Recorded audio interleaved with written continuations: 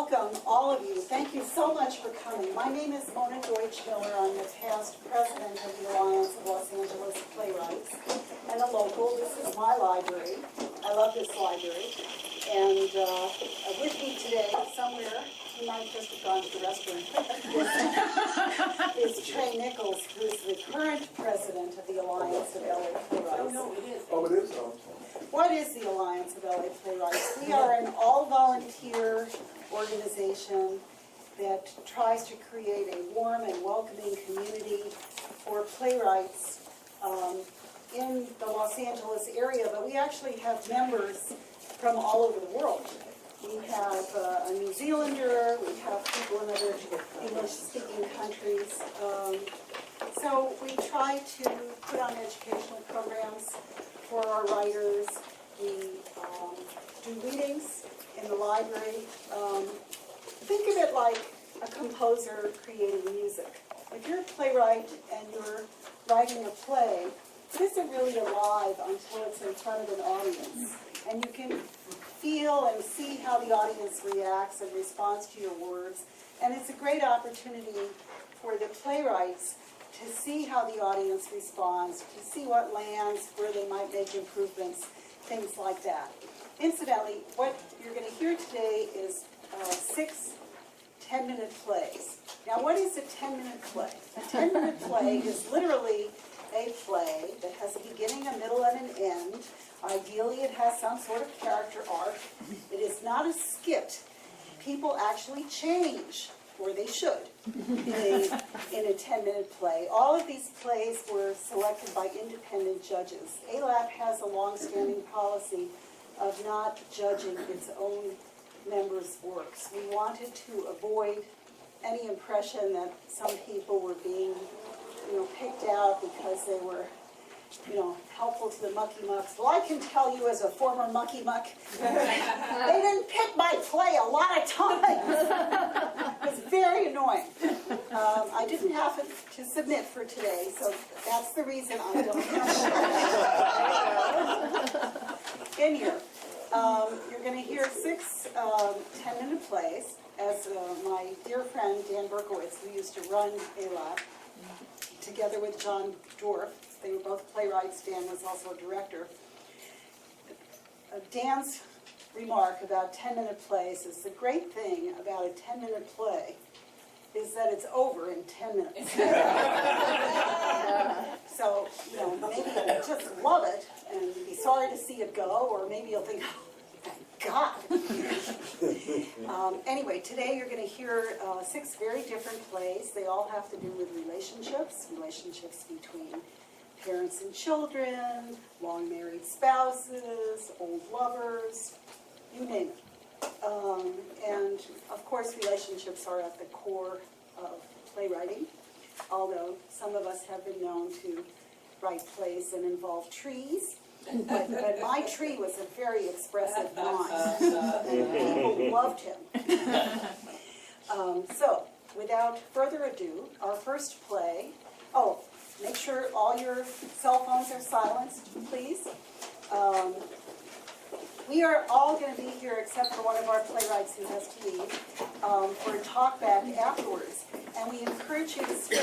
You can ask questions, you can, whatever you want, and a lot of actors will remain too. And we are so fortunate to have some wonderful actors.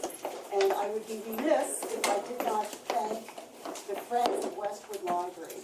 The Friends very generously supports this program so that each team of writers and actors gets a small stipend, and we're very grateful for that. The Friends is a not-for-profit charitable organization that sponsors fantastic programming at this library. So if you enjoy yourself today, I encourage you to think about donating to Friends of Westwood Library. And of course, if you're a writer and you want to join ALAP, it's only $45 a year or $500 for a lifetime membership. And we have writers from beginners to internationally produced playwrights whose shows are running all over the world. So we have a big range. Okay, our first play, and I'll Of course, I'm looking at the wrong script because I'm reading stage directions for that one. Our first play is An Expiration Date by Sarah Hunter. What do you do if you feel irrelevant? Do you just give in? Do you fight that instinct? Expiration date. Characters: Estelle Lehman, 60s, 70s, makeup artist at the studios in Hollywood, California. Bill Lehman, 60s, 70s, retired engineer at American Home Builders, Pasadena, California. The time is the present, and the location is Estelle and Bill's somewhat cluttered, colorful home in Sherman Oaks, California. At Rise, Bill is awaiting coffee to brew on a Monday morning. Bill gets up from his favorite chair and wanders over to the cabinet against the wall, picks up the Los Angeles Times. He returns to his chair in the living room where he snaps the newspaper open to the sports section. Estelle stops into the room. She appears angry, irritated. I'm back. So early. My services were not needed. I'm afraid to ask what that means. Tea time is at 9 a.m. I can't be late. Coffee's almost ready. Screw your golf game. I was fired. My dear, I think I may have told you this assignment might not have been a good idea. I should have listened to you. What's wrong with me? Look, I was trying to protect you. I don't look my age, do I? I can pass for 50. Do you think anybody values age? Does knowledge even have a chance nowadays? Bill brings the pot of coffee from the side cabinet, sets 2 cups down on the coffee table, and begins to pour himself a cup to hand to Estelle. Estelle takes the coffee pot, pours herself a cup. She walks to the sofa in the living room and plunks down.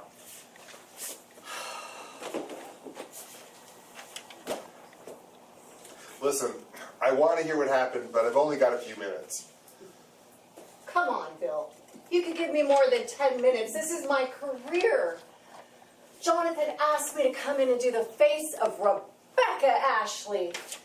Oh, it's a hard slap in the face. Estelle walks slowly to cabinet near his chair, grabs a box of Dunkin' Donuts, mournfully munches a cinnamon donut. I was the head makeup artist for Paramount. I was in demand. Yes, you were. And you're going to get over this. Rebecca Ashley is huge. It was an honor to be asked to work on her. But I guess I blew it. You are experiencing what's known as the expiration date phenomenon, otherwise known as we each have a shelf life. Oh, God, here we go. Think of nature. There's birth in the springtime. Then there's the ripening of the youth in the summer. Then there's the falling leaves of autumn. You reach a middle-aged maturity. There's a warm glow inside. After that, everything freezes up. It's winter and death awaits. No more fluids left, no supple bending of branches. Game over, and then you die. Is this speech intended to cheer me up? I'm trying to tell you the young ones take over from the old ones because the old ones have already had their time in the sun. Everyone is replaceable, and everybody's got an expiration date. It's a circle of life. You're an engineer. You can rhapsodize eloquently about scientific shit. I am an artist. I've spent my life in studios making actors look wonderful because I have the vision to see what they need to do to their faces to make them look wonderful. I know how lights and cameras work. I am accomplished. Yes, you're a professional artist who's had a terrific career. Bill gently takes the box of Dunkin' Donuts from Estelle. He places them on the table, walks to the coffee pot, pours her another coffee.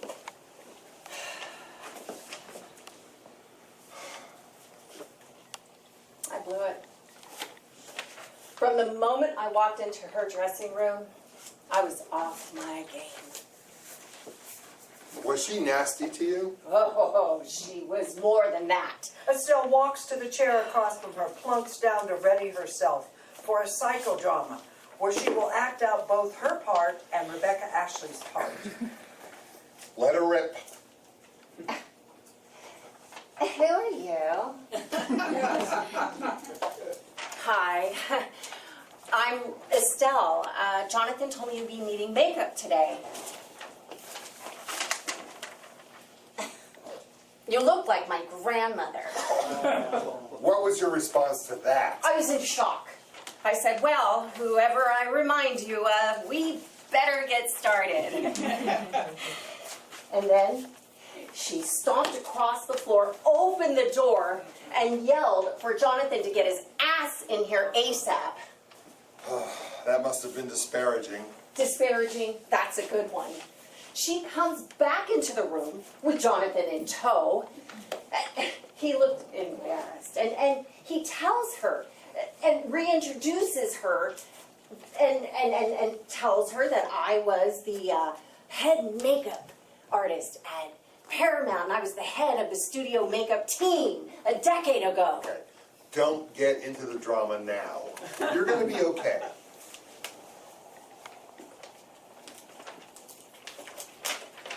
Let me see your makeup kit. Where did you get this cheap crap? At Ulta Beauty Supply? And I said, yes, some of it. Why?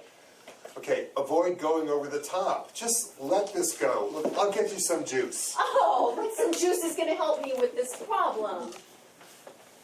So tell me how I can make this better for you. Put some vodka in it. I'm feeling hopeless. And don't you tell me to just let this go. I'm listening. And then she just stared at me. Like you'd stare at an animal that had been maimed. A dead frog in the road. So I gathered up my supplies and I put them in my suitcase as if she hadn't bruised my ego. Well, that was very brave of you. Brave? I just wonder if I can hold my head up and look at Jonathan in the eye again. I'm glad you're talking about it. Well, after she was done staring at me, she walked me to the door to usher me out. And, did you go? I most certainly did not. I stood there and I made things worse for myself. I said, you're not giving me a scrap of respect. I could have made you look spectacular. And you're throwing me out. You know, I made Linda Evans and Joan Collins beautiful when I worked on them for Dynasty. Okay. So, was she bad because she's already beautiful? Or because all that happened back in the 80s? I'm insane. By the time I realized my wounded ego had taken over, Jonathan ushered in this young thing covered in tattoos and nose piercings. She looked like she had just been dragged out of bed. And he said, here, Rebecca, here's your makeup girl. Ouch. Ouch is right. Oh, I want to go back to that studio and track Rebecca Ashley down and do something to her. Well, I'm very relieved you're sharing your intentions out loud. I want that woman to suffer. I want to say horrible things about her on social media. Take a breath. Take a deep, deep breath. Oh, what's wrong with me? You're in denial, maybe. She hurt me. Okay, you've had a long and fruitful career. You've got memories. You've got friends. You got me. You know, most people would envy the life you've had. I feel like you're placating me because you want to get out of here and meet up with the boys for your stupid golf game. Don't you ever want to get back out there and prove to everybody you're still relevant?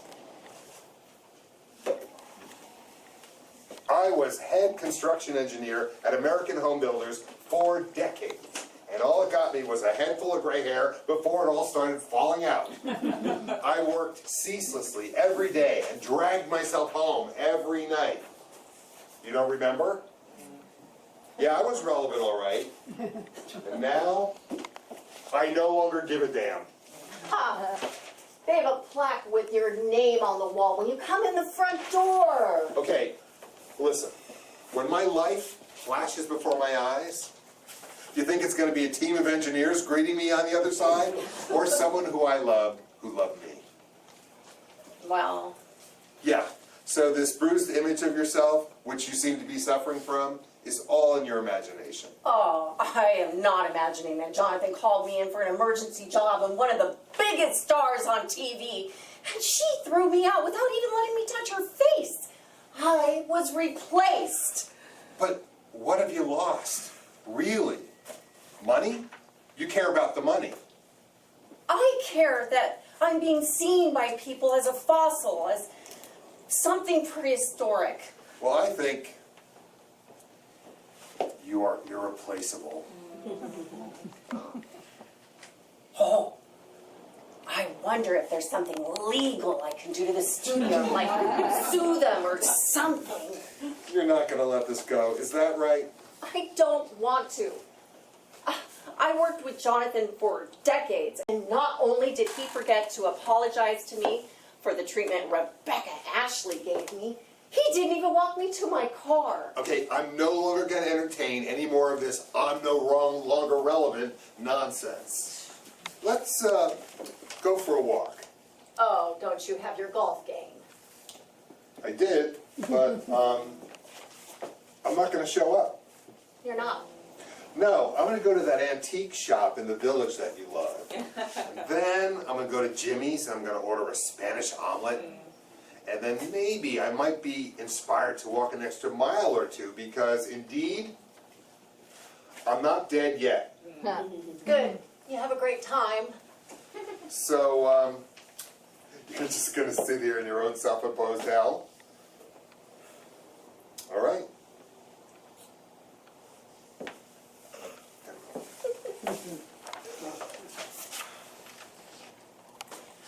Where'd you get your supplies? At Ulta?